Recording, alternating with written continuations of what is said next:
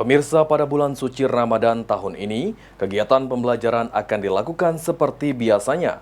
Namun sesuai instruksi pemerintah, pembelajaran tentang keagamaan akan lebih diperbanyak.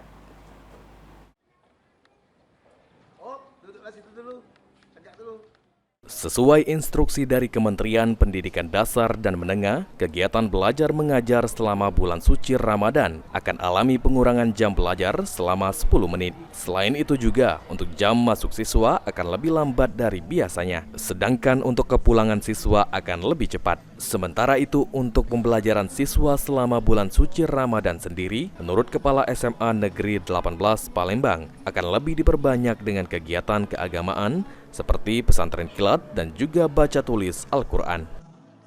Ramadan ini kami akan melakukan proses belajar mengajar sesuai dengan arahan pemerintah, yaitu kami juga ada kegiatan-kegiatan keagamaan seperti pesantren kilat, kemudian daras berbagi, ya, kemudian baca tulis Al-Quran dan kegiatan-kegiatan. Walau alami pengurangan jam belajar, Heru memastikan pelaksanaan kegiatan belajar mengajar selama bulan suci Ramadan tidak akan terhambat, khususnya dalam penerimaan materi belajar. Tim Liputan, PAL TV.